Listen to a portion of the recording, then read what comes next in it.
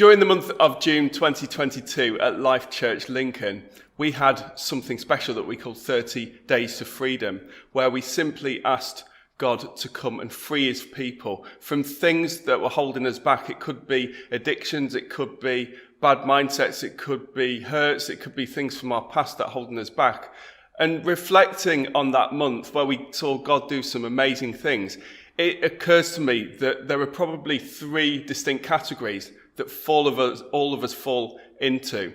Maybe the first category is that you're experiencing newfound freedom already. And if that's you, I really want to encourage you to stand firm in the freedom that God has given you. Think about Galatians 5 verse 1.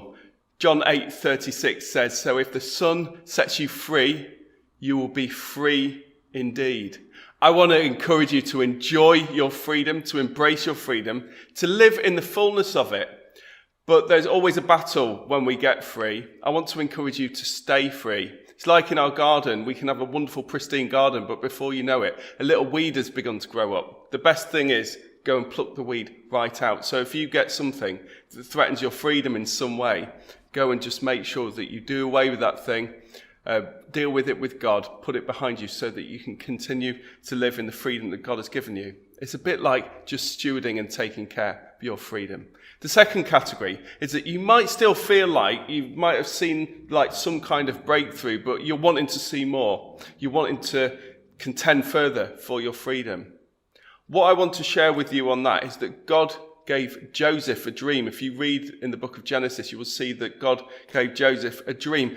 But it took nearly 25 years for that dream to come to pass, to come into reality. And there were so many things that happened over that 25 years, a really long time when you think about the day-to-day nature of that. So many things that were there to discourage Joseph. But Joseph didn't give up. Why? Because he knew that God had given him a dream. He knew that there was something better coming along. And he knew that he had to live and think and act in a way that would be conducive to allowing that dream to come to pass. I want to encourage you not to give up on your dream. If you feel like, I might have seen a little bit of breakthrough, but I want to see more. I'm not living in total freedom yet. Stay faithful to the one who's given you the dream and keep believing that that freedom is going to come.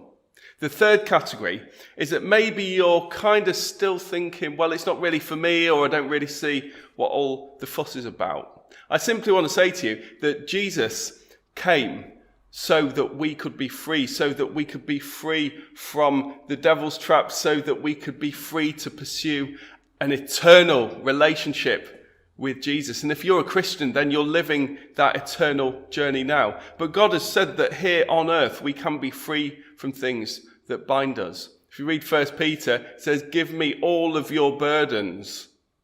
I'll give you my peace and rest in return." There are so many things in this earth that can discourage us, baggage we can hold on to, things that can hold us back.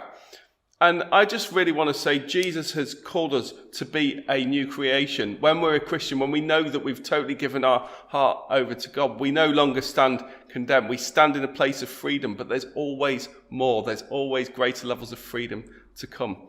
I really want to encourage you, if that's where you are, to think, what areas in my life could I see real freedom?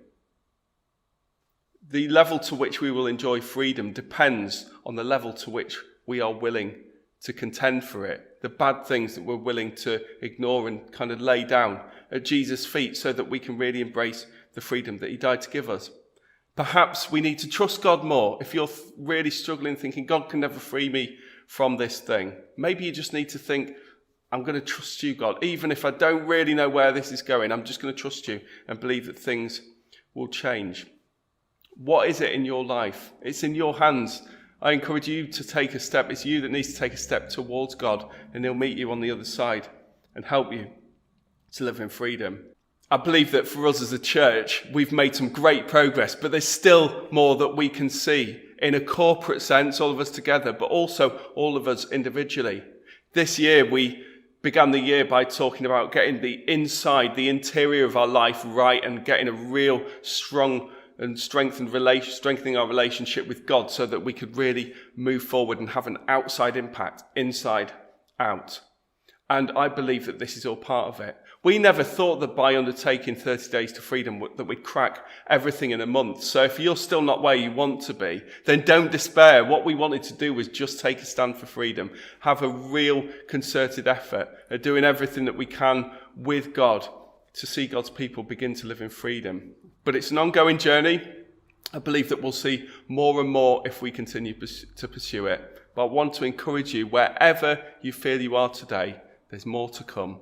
You can live in freedom. The best is yet to come.